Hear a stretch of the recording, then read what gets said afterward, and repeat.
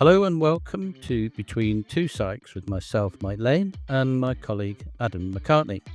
We are two Ed Psychs who join our thinking and Ed Psych experience, talking, reflecting, and sharing about how to increase inclusion and meet the needs of all children in schools and settings.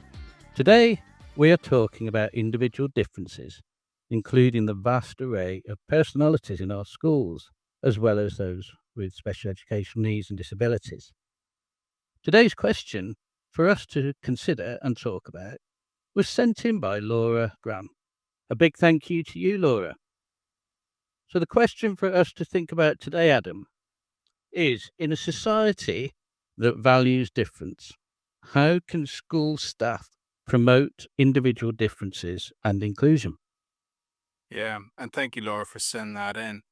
And that question came from an exchange I had with Laura around the differences between different educational systems.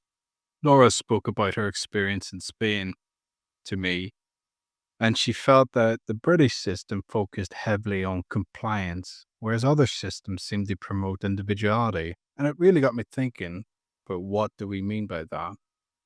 And I suppose it boils down to individual differences. A pseudonym for individual differences is personalities. Well, how does a teacher take on a classroom of 30 different personalities? It's a tough one, isn't it? Well, the Um, big theory from that is, funny enough, the big five personalities.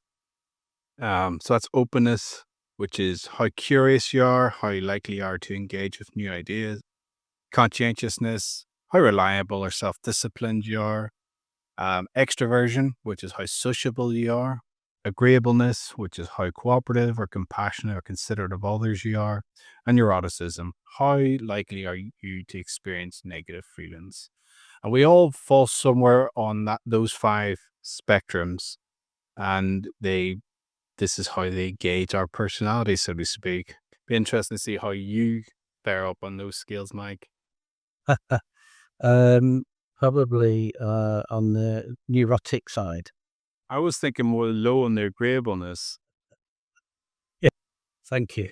I don't know where I'd go with that one, Adam. But it's an interesting one because when you start looking at the range of personalities and we start looking at classifications, there's a lot of debate around classification of personality and what's used to help us to understand personality, ranging from things like the horoscopes, which a lot of people maybe wouldn't necessarily build a practice upon, through to theories that we're going to talk about today.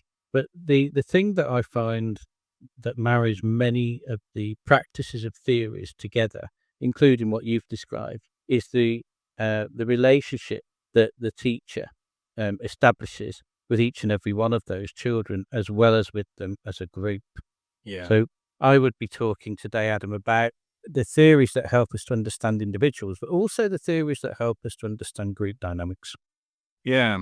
So where do you think's a good starting point for this discussion? Because if personalities and like you mentioned horoscopes and things like that, they're not exactly the most reliable or scientific methods for gauging personalities. And when you look at psychology as a whole, personalities is probably one of the lesser studied topics. So therefore, is it a case that personalities are not that reliable to study?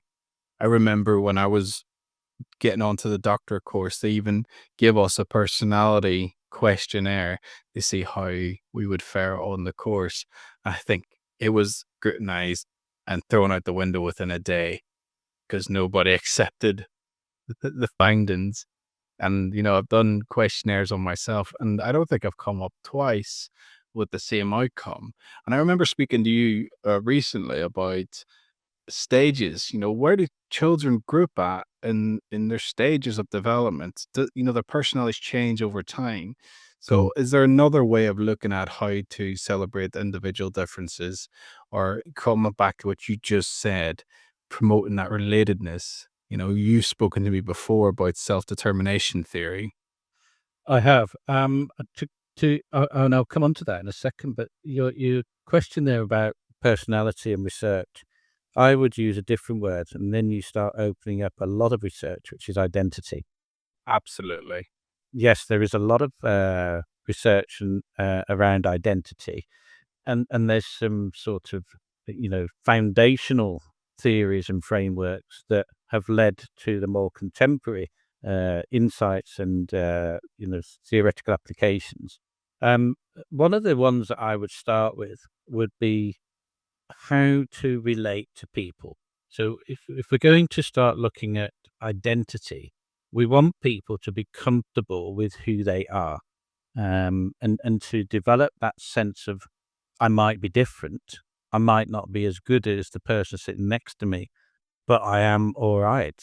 And we start to foster that sense of self-esteem and positive self-regard, which would straight away lead me, as it probably lead in your thoughts, Adam, into Carl Rogers' work, where he talks about unconditional positive regard, helping people to feel safe and accepted and understood, and doing all of that through a multitude of applications, whether it's reaffirming people verbally, whether it's giving, non-verbal contact, such as eyes or a hand on the shoulder, etc. But there's so many ways of helping people to develop that positive self-regard.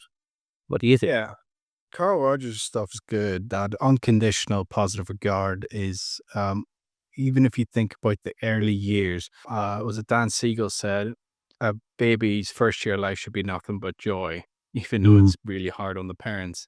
mm, And he's not wrong, because Dan Siegel's work looks a lot at the neural development, whereas Carl Rogers comes more from the identity element of it. yeah. And Dan Siegel would talk about things like the amygdala being the key to flipping your lid. But when you're growing up in an environment where you experience positive regard unconditionally, that threat response uh, is minimized. I mean, you're always going to have some sort of threat response.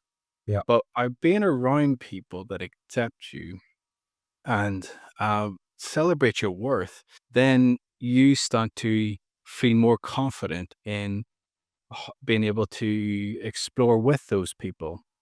And going back to what you said about Carl Rogers, that forms that self-esteem, that positive self-esteem that children need to engage with other children. And it opens up that sociable side of them. And why is that sociable side important to them? I mean, that's a really great dovetailing into the way that psychologists look at this scenario when they're working with a teacher in the classroom. And we look at group identity, and we look at individual identity. And one of the, if we start with the group, for example, one of the famous theories that I first learned in my first degree was Tajfel's group identity, and how people begin to develop a sense of in-group and out-group. Do you remember studying that, Adam? Yeah, Tajfel came up in my doctorate, and I've nearly forgotten everything about him. Uh, I'm going to be relying on your wisdom and expertise here, Maya. Uh, okay, well, I mean, we see it all the time, and we don't necessarily categorize it into Tajfel's research, but we see children develop groups, friendships, and we also see children developing a sense of identity by upping themselves and downing others. It happens, it's what goes on in society, which is why Tajfel found this out. But the way of increasing your own identity and your sense of belonging to your small group is to put down those that aren't in your group. That out-group method. Yeah, exactly. So you'll maybe find that as a teacher, you're dealing with a lot of fallouts. They called me this, or they said I'm no good at that, and yes, we have to deal with that. But by considering the sense of group identity, the in-group, out-group, we can start to think about what's going on and how do we start to address it. I don't know if you've got any experience working with this sort of scenario, Adam. It's interesting to hear you say. So it sounds like teachers are on a micro level dealing with in-group, out-groups between the 30 kids or so that they teach. Yeah.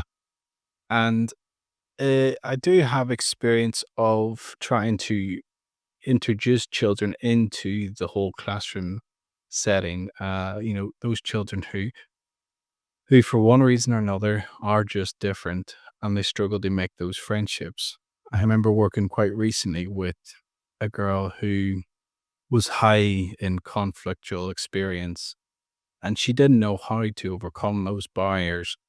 And it was getting to the point where she was, about to leave the school.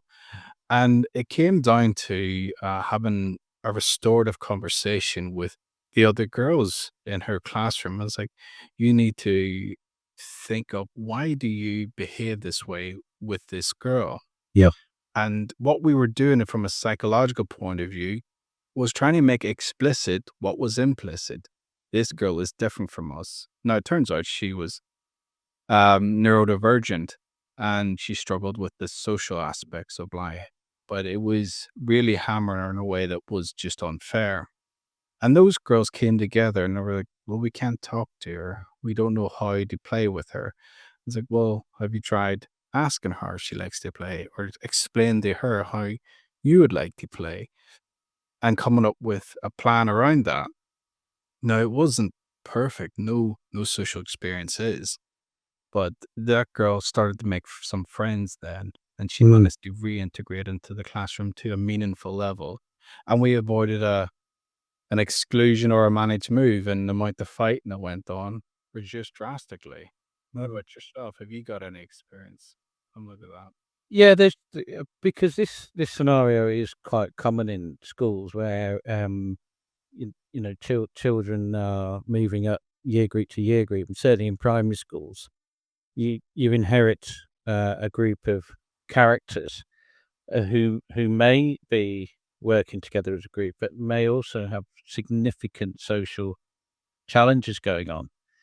And what you described there, I've seen circles of friends is often another approach to help people to work out what they're doing, the impact of what they're doing, etc., to help them to belong, feel a sense of belonging into the group.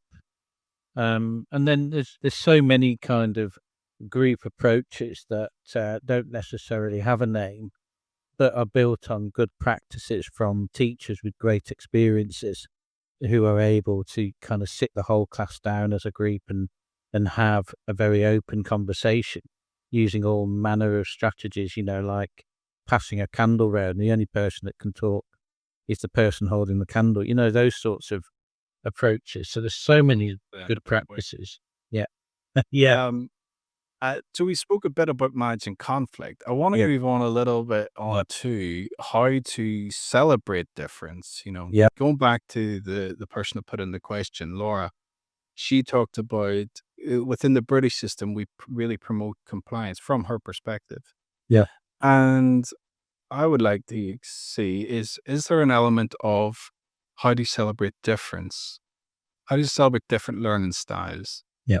Um, I'm thinking of an example I seen in a classroom where there was several children who just learned they were just different characters. One was hyperactive, one was like the bookworm type, head in a book all the time. It was a really diverse setup, and they had a very skilled teacher. And what she did was she took the multimodality approach to learning. So in this particular example, they were learning about the Romans, and she did some direct instruction stuff. So she stood up and she talked about the Romans, and then she set up some independent learning bits. But at the same time, there'd be other children who she knew were a bit more active, would do some collaborative work, and then she'd encourage them to switch. And then those who were being a bit more independent would do some collaborative work. And they were all given their independent tasks. Eventually, they'll have to come together and develop a role play, which they would deliver to the whole class. And to the untrained eye, it would have seemed a bit chaotic. But when I sat in there, the lesson went on for the better part of an hour. They all came back and they all contributed to the role play. And they were all able to answer questions from the teacher about the Romans. And I thought, well, there's something in this. She's managed to manage all those differences in personality and stages and energy levels, whatever way you want to put it. through a multimodality approach. How often we do that in our system is not clear to me. You're right, Adam. It's a great example. And while you were talking there, I was thinking to myself, children with special educational needs and disabilities, they repeatedly encounter barriers to their performance, which can impact upon how they view themselves and their emerging or developing sense of self, which, as we know, begins to help you form your identity. If we take that angle and apply it to your example, any thoughts on how that method of teaching would have an impact upon the identity of those children in that class? Yeah. The collaborative side of it, we know that identity forms first at the group level and then it moves into the individual level. So you form your identity based off who you interact with, the fundamental one being your family system. And then, if you join a sports group, for me, I played rugby, so I identified as a rugby player for a long time. Then I moved to England, originally from Ireland, so I identified being Irish. And you're going back to what you said, your identity is in context. My identity as Irish is only relevant when I'm in England because the out group to me is English people. Whereas when I'm in Ireland, Irish people are the in group, so you don't really think about that much, but it does play a role in how you form. So within the classroom setting, it's about that shared experience. The who you spend most of your time with in that classroom, how you're able to learn together is just as important as any other form of identity experience. So what that teacher was doing, whether she was aware of it or not, Hmm. she was helping that group of children work together and start to relate to each other. And the more they relate to each other, they can figure out how they talk about topics, how they talk about, say, maths. Yeah. Jimmy's good at addition, but when I need to find out where a comma goes on a essay, I go to Steve or whatever. And they learn about each other in a depth like that. And then from learning about each other in context, they learn about themselves too. They learn about, and that's where your own identity comes from. And I think the key thing for teachers and educators as a whole is celebrating that difference. Yeah. And that's okay. It's okay that I'm different from you. It's okay that you've got hair and I don't. Well, Adam, I think you're laying the ground perfectly for me here to be a psychologist and label the theory that's going along with what you're talking about. And that, to me, what stands out is Bandura's social learning theory. What I'm pulling out from that theory and what you've said is how children form identity partly by observing others. So your example there of the teacher setting up different forms of group work. So you've got a range of immediate models there, which can have an impact on how a child absorbs, assimilates, and accommodates the information. And then we've also got a range of other positive models that will be going on in the classroom. And that could be coming from other people entering the room. It could be, support staff that are in there, etc. But the idea that we've got about helping children to be self-assured and to have confidence in who they have comes, as you say, from working in the group and pulling out things that mean something to the people. It could be a tone of voice. It could be the way that people are presenting themselves physically. It could be things that they hear people say. But all of these things become an internal representation and start to become the foundation of the identity. And I like who I am. Thank you very much. I want to unpick something else with you from, let's stick with Bandura's model around learning from each other. Another case I seen where there was a group of three girls, sorry, who were very much the out group within the classroom, high conflict all the time. And they just could not get along with each other and they could not get along with the rest of the class. However, through intervention, they eventually did. And what I did was build a relationship with the teacher and start to reintroduce them with different aspects of the class. We broke them up eventually and then segregated the class out, and then the class came together. What from Bandura's model, what worked within that scenario? Are you asking me, Adam, when I wasn't even there? Oh, thanks. Because you know the theory better than me. Um, what stood out really is the examples that, first of all, was set by the adult, but secondly set by the members of the group. Would that be a fair interpretation? Am I getting 10 out of 10 for that? Yeah, well, I'll give you 8. Oh, okay. Okay. Better answer would have at least got 2 paragraphs. Uh, no, absolutely. By working with the teacher first. Now, this goes back to the importance of modeling. Although we talk about identity comes from shared experience and peer-to-peer interaction, if we go back to the family unit, you get your identity from interacting with your parents. You are aware as a child that you're different from your parents. You're much smaller, you're much younger. Your emotional profile is different, but your mannerisms come from your parents. How you view the world is shaped by your parents' interaction. Same with parent or teachers. That by dedicating more time with those children, with the teacher, that was the first lens into, okay, this is a shared experience with this adult.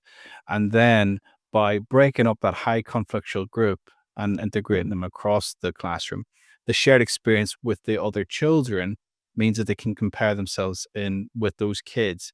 And then that whole group, the whole classroom comes together as a different group identity at that point. Yep. It's no longer the class and these 3 girls. It is the whole class. Now, we've managed to cover that journey within about 3 or 4 minutes, Yeah. but really that was about a 3 to 4 month journey for that teacher. Yeah. It's, and it's another reason why so many interventions that are recommended for things like identity or how to relate to others are often a small group work-based activities because of the value of assimilating taught information, but also being able to observe how that taught information is interpreted and shared by another person. Right back at the beginning when we did episode 1, Children with ND, you mentioned an intervention called Lego therapy. So Lego therapy isn't just an opportunity to learn about the sorts of things that you could say to somebody. It's about, as well, developing a sense of identity in that intervention. I am the worker, or I am the builder, or I am the leader. It's been able to take on a role through play and begin to create who I am around that role. That goes back to play, doesn't it, Adam? Why we encourage children to play and imagination and being able to pretend to be mom or dad or whoever children want to pretend to be. They assimilate those roles and they start to make sense of those roles and who they are themselves and their identity. Yeah, you're absolutely right. Play is the foundations of social Yeah. interaction, isn't it? Yeah. And role play in itself is the beginnings of identity formation. I imagine him being mummy, I'm imagining being daddy. This is what they do. Yeah, and I suppose the experience of going through that for children allows them to compare their own experiences with how they imagine their parents' experience. Absolutely. So, we're sort of doing a blend here of interventions and theories, kind of looking at the value of having groups, the value of having your own little classroom society, and how people can have a particular role in there. And because they've got a particular role, it gives them a sense of, amongst other words, importance, a sense of self-belief. But then we also have children who are struggling to be part of that group and don't necessarily have that courage to be somebody in the group.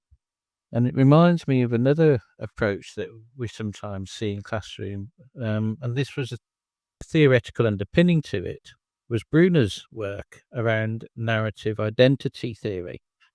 And that's particularly useful, I think, in a classroom if I were a teacher, because it deals with the stories that children say about themselves or they tell about themselves.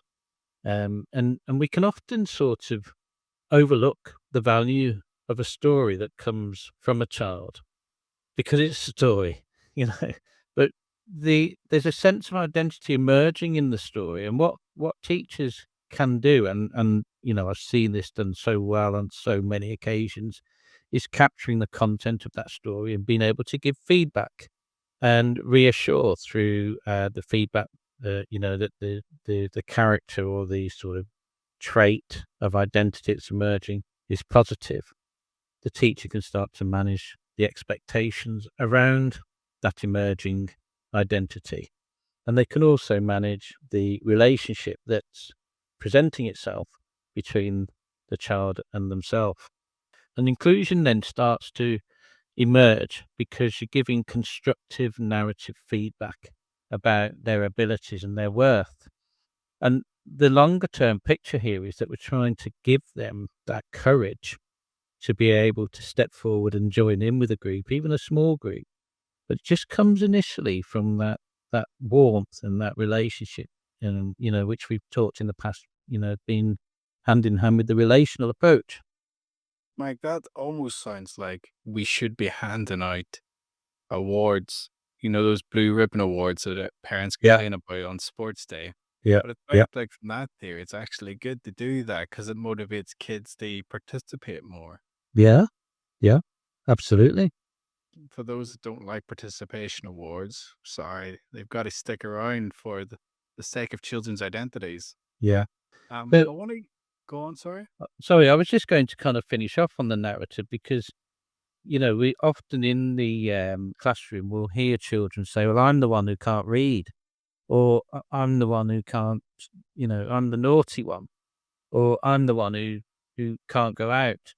And the idea of narrative identity theory is about reminding us about how powerful our words are in shaping children's understanding of who they are. The internal working model. There you go. You remind me of someone who used to always, anytime you said something to him, I can't do X, he'd always say, yeah. Whose theory was that, Adam? His name was Owen. Ah, Carol Dweck, wasn't it? Growth mindset. There you go. I'll help you out, Adam. Yeah. couldn't picture anyone else's head. You know all the theorists. I just make up my own. So what I want to move on to next is the importance of routine in identity and particularly around shared experience. Now, I'll let you start off around why routine is important. Oh, where do you start with that one? So, in connection to identity, okay. So I hope I'm getting the answer right here, Adam. Um, but my thoughts would immediately be right. As a teacher, we're not just sharing the content of the curriculum, we're helping people to one day become an adult who can engage in society and find fulfillment. So, for some children, routine is very important because it helps them to relax. I mean, we said this in the first episode. It helps them to relax. It helps them to reduce what you used to describe as cognitive load. It helps them to stay settled in themselves. And because of that, they can start to absorb and notice information around them. So we're talking about examples from the social learning theory, or we're talking about listening to the teacher as they teach them about the Romans. Routine helps people to be able to engage. Did I get that right, Adam? Yeah, that was a solid 7 out of 10. Well done. Okay, thank you. Must throw another points come from the shared experience part. When we're thinking about identity, we often think about how we've got to set up different learning experiences whereby the kids can interact or they can do something that's curriculum based, but it's also collaborative. And that can be quite a pressure on teachers. But the thing with routine is it's something you all do together and it gives that sense of safety, but it's also a shared experience. So by everybody moving into the same lesson, everybody engaging in the same content, everybody moving around, interacting with each other, everybody playing together, it all feeds into identity and a shared experience. And that's the thing I want to sort of leave on, is that just because routine is often spoken around in terms of supporting those children who have social communication difficulties, emotional difficulties, and we talk about safety, cognitive loading, there's also the benefit of routine for everyone in the sense that they form that shared identity. You know, one of my selling points is that sense of belonging. By looking at routine and that shared experience across the board, you've developed that sense of belonging too. And that's kind of like the point I want to end on. Is there anything else you want to add just before we finish there? Because there's so much we could say and continue to say, Adam. Perhaps we could do another episode. Perhaps we could. Perhaps we could. Yeah, I would be inclined to say, okay, well, as a teacher, what have I got from the things that you and I have been saying? It's often not about having something new, because there's so much good practice out there in classrooms. But it can be that I now can see why this works, or that aspect of psychology helps me to understand why that element of an intervention works. So what I might do with that element of the intervention is just explore it further and develop something in the classroom that will help with the children that I'm teaching. So give teachers the permission to play around with psychology. 100%. Yeah, well said. Experiment with it. See what works. See what works. See what works. Mike, as usual, lovely talking to you. Thanks, Adam. Nice talking to you too.